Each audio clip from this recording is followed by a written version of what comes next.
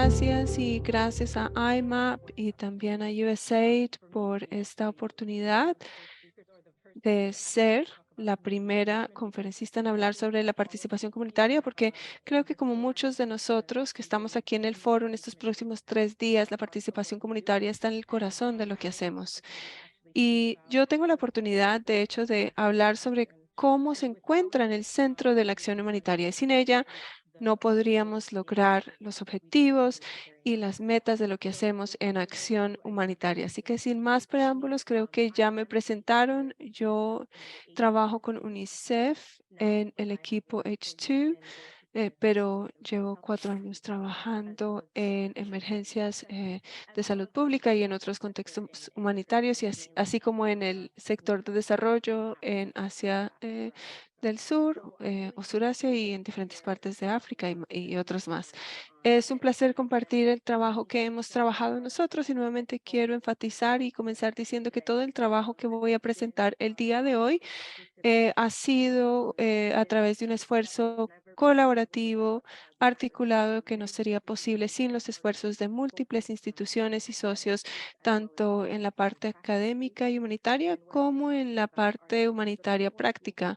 Así que voy a hablar sobre algunos de los bienes globales centrales o importantes, que son documentos que buscan influir en los cambios políticos y la implementación de la acción en el terreno. Así que voy a entrar directamente en la presentación. Quería comenzar enmarcando la discusión y lo que todos buscamos o aspiramos, que se reconoce dentro de la agenda de los Objetivos de Desarrollo Sostenible para 2030. Voy a poner la pantalla para poder ver la presentación. Esta Agenda de 2030 realmente nos ayuda a enraizarnos en esta participación comunitaria y esta agenda transformacional para generar cambio, y enfatiza el reconocimiento de que para poder progresar hacia los objetivos de desarrollo sostenible debe ser un recorrido colectivo que genere raíces para el trabajo que hemos hecho y que cierre la brecha en nuestra participación o comunión con las personas, y cómo tomar acción a ese nivel y reconocer a las comunidades como activos. Ellas están ahí, ellas siguen estando ahí, son resilientes, nosotros no las hacemos resilientes. Entonces, ¿cómo vamos a pensar en la participación, la consulta y la comunión de tal manera que reconozcamos a las comunidades como activos y como partes interesadas equitativas? Y cuando enmarcamos este reconocimiento y lo reconocemos como activos a las comunidades, podemos decir que son principios generales.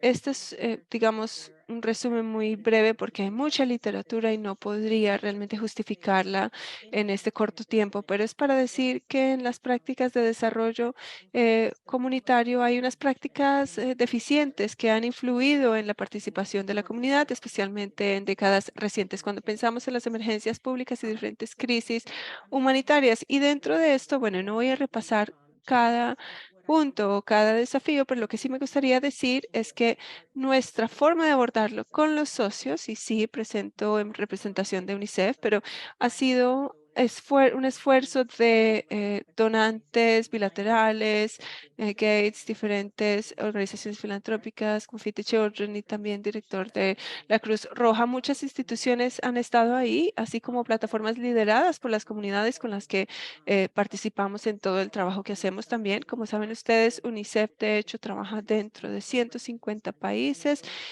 Hacemos programas en esos países y en esos momentos trabajamos con el gobierno local, así como la sociedad civil y demás, y también los socios con los que trabajamos. Habiendo dicho esto, el desafío ha sido siempre que todas estas instituciones y organizaciones y partes interesadas y actores clave que están involucrados en la acción humanitaria tienen un entendimiento muy diverso de lo que es la participación comunitaria y también lo que logramos o queremos lograr a través de esto. Y aunque esto es una oportunidad, también presenta un desafío, y el trabajo que hemos tratado de hacer dentro del sector es preguntarnos cómo podemos enmarcar la participación comunitaria e identificar acciones y desarrollar normas que nos pueden sostener como instituciones y hacer hacernos rendir cuentas como partes interesadas. Y el trabajo que vamos a hablar el día de hoy, que voy a presentar ahora mismo, refleja el consenso que logramos a través de estos interesados y estos actores, diciendo que hay necesidad de repensar la participación comunitaria desde la perspectiva de la respuesta pública, desde la perspectiva humanitaria, de gobierno, para abordar cambios estructurales e institucionales. Bien, entonces esto es para enmarcar o dar contexto.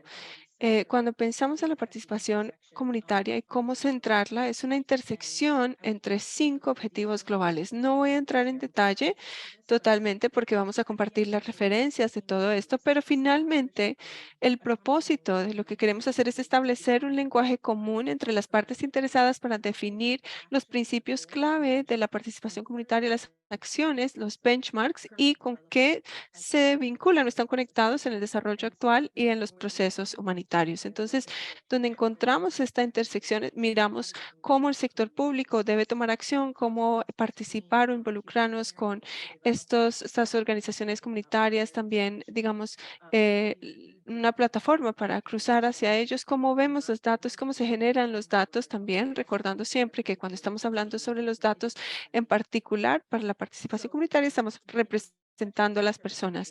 Entonces, la naturaleza interseccional de la participación comunitaria de esta práctica requiere una integración significativa de las normas de participación comunitaria en todos los aspectos de su práctica. Cuando pensamos en los ciclos de proyecto desde la perspectiva organizacional, los métodos que utilizamos, los enfoques participatorios y también, lo más importante, su financiación y sus recursos, viendo que esto es una inversión si realmente queremos hacer bien la participación comunitaria en los sistemas basados en comunidades. Ahora voy a saltar a ver las normas que se han desarrollado. Estas normas buscan abordar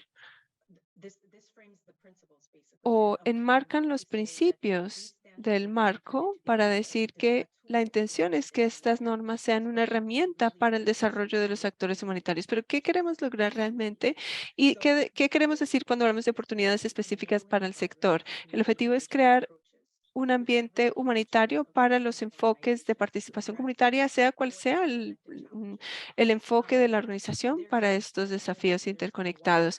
Como mencioné, hay una gran variedad de enfoques, de formas de abordarlo, de interpretaciones de lo que es una participación comunitaria de calidad y lo que constituye la participación comunitaria a gran escala. Entonces, estos son los 4 principios, son el marco, reconociendo que no siempre necesariamente va a ser mejor o más seguro tener más participación comunitaria. Entonces, ¿cómo podemos optimizar lo que hacemos cuando tenemos una crisis humanitaria en particular que asedia o sobrecarga a la comunidad? A veces no es lo mejor para las comunidades, como seguramente todos sabemos aquí. Y luego hay algunas preocupaciones sobre la efectividad del desarrollo de la práctica humanitaria y solicita o requiere más rendición de cuentas entre los implementadores, los donantes, las instituciones financieras, los gobiernos y, por supuesto, las comunidades también. En el caso de la participación comunitaria, la rendición de cuentas requiere que los que están a cargo de la participación comunitaria puedan cumplir su responsabilidad hacia la transparencia y el diseño, la implementación y la evaluación. Y esto nos permite armonizar nuestros diferentes enfoques y entregar una participación comunitaria de calidad. Voy a hacer un repaso rápido de lo que es la norma de participación comunitaria. Son normas muy únicas, se desarrollan en un proceso de 2 años con muchas partes interesadas, como mencioné. El vínculo lo pusimos en esta presentación para que puedan verlo y por favor siéntase con la libertad de contactarnos porque trabajamos mucho con los socios para saber cómo institucionalizar esta norma. Está modelada sobre el comité de las normas mínimas o estándares mínimos y queremos desarrollar 16 normas sobre la participación comunitaria. Eso es lo que buscamos hacer. ¿Por qué es tan único? La norma central es la que vemos en el pilar verde, parte A, donde estamos mirando qué queremos entregar como tal. Este es el qué. No queremos pensar solamente en la participación comunitaria como una forma de llegar al fin, como lo hacen en los sectores donde se apalancan para ciertos servicios de WASH, por ejemplo, pero la pregunta es cómo la participación y el empoderamiento pueden ser más un fin en sí y confiar que las comunidades puedan construir sus capacidades y formular intervenciones que puedan apalancar a las comunidades como activos.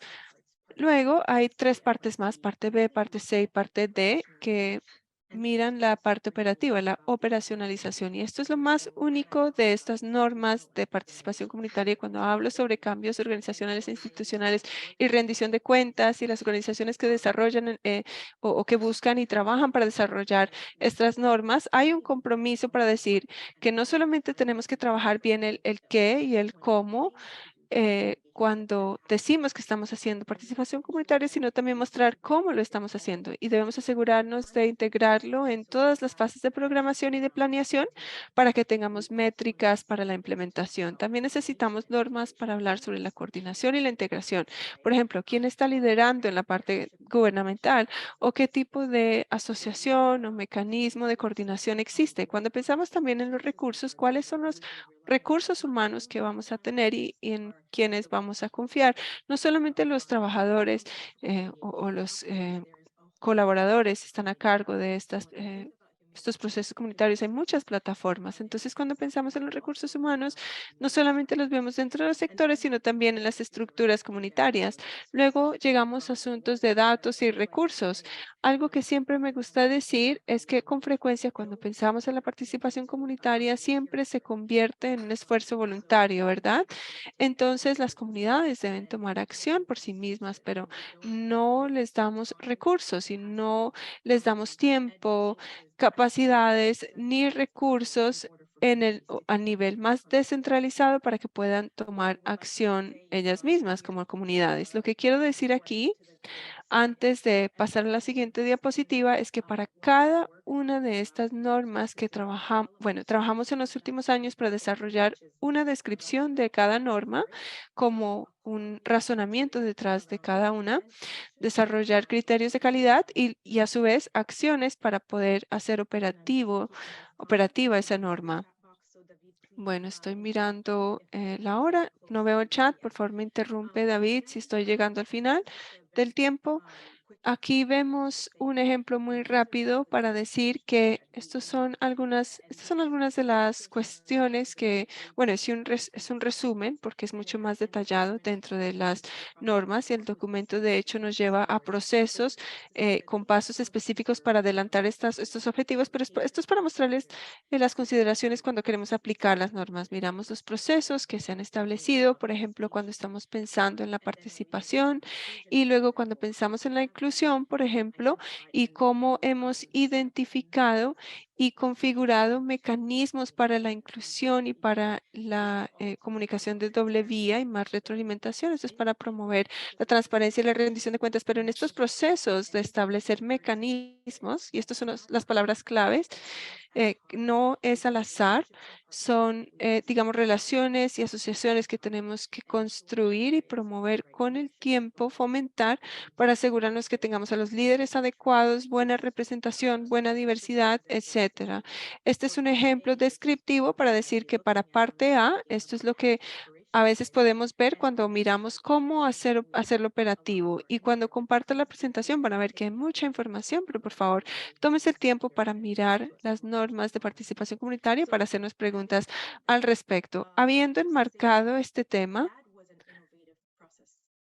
debo decir que fue un proceso innovador, porque traer a los socios a la mesa con los mismos desafíos y trabajar esos desafíos para poder comunicarnos y acordar un lenguaje en común fue un desafío muy grande. Y es algo que se ha evolucionado con el tiempo después de los desafíos que siempre enfrentamos en el terreno en términos de cuáles son los impactos y cuáles son los resultados, especialmente en los procesos humanitarios. Y de esto surgió una nueva iniciativa que fue financiada por BHA de USAID en asociación con nosotros y evolucionó durante la crisis del COVID-19, porque estaban pasando tantas cosas dentro del espacio PHC, que nos preguntamos cómo crear un puente en la rendición de cuentas y lo que está pasando a nivel del país y cómo participar con las comunidades para llevarlo al siguiente nivel. Y dijimos, ok, tenemos que mejorar las prácticas de participación comunitaria. ¿Cómo podemos generar mayor información considerando la amplia gama, perdón, de ciencias sociales que nos pueden permitir apalancar las interacciones con las comunidades? Esta es una diapositiva rápida que nos dice que esta iniciativa nos llevó a otro nivel. Mañana también tengo una intervención y voy a estar hablando más sobre cómo o sobre qué arrojó luz esta iniciativa. La tenemos implementada con más de 70 socios. Trabajé con uno de ellos que maneja principalmente el espacio de datos y tiene tres objetivos: desarrollar mayor orientación técnica para los más de 70 socios que nos ayudarían a fortalecer el entendimiento de las ciencias sociales, informando la programación de participación comunitaria y cómo apalancarlo. También establecer principios compartidos entre estas instituciones, ética sobre participación comunitaria, el código de conducta, el compartir datos. Y el último era sobre fortalecer los datos, cómo mejorar los datos sobre la participación comunitaria, cómo mejorarla y qué impulsa este pilar. Esta es la última diapositiva. Voy a terminar con esto y disculpen la complejidad del diagrama, pero es para las personas que trabajan en temas humanitarios. Ya estamos familiarizados, pero es el ciclo de programas humanitarios y con la orientación adicional con ese pilar esperamos hacerlo operativo, que es el objetivo principal de este proyecto, que todo lo que desarrollemos podamos utilizarlo en diferentes instituciones, adoptándolo con base en nuestra rendición de cuentas institucional, pero que estos instrumentos y herramientas sean útiles para su uso en diferentes puntos del ciclo humanitario de programas. Entonces, para el alistamiento o, por ejemplo, cómo utilizar herramientas específicas en una fase de análisis de necesidades o cómo se puede utilizar para la movilización de recursos, la aplicación. Esa es la idea detrás de este proyecto y los activos globales que desarrollamos. Mañana voy a darles más detalles sobre lo que pudimos desarrollar con los socios como tal y cómo, bueno, esperamos que podamos llevar esto al siguiente nivel, elevando la participación comunitaria con recursos para lograr resultados humanitarios, basando esto y anclando esto en el trabajo con las comunidades, no para las comunidades ni hacia las comunidades, sino con las comunidades. Bien, voy a detenerme aquí. Creo que tenemos algunos minutos, posiblemente para algunas preguntas rápidas. No sé si me pasé del tiempo, me disculpo, pero bueno, esto es, digamos, un recurso para pensar. Mañana tal vez podemos tener una conversación más amplia en el panel de discusión, pero quiero que se vayan de aquí pensando en todo esto y a veces luchamos como organizaciones para utilizar esto como organizaciones dentro del mandato de la organización y entender cómo aplicar estas normas para realmente realzar lo que hacemos con las comunidades. Bueno, me detengo aquí. Gracias.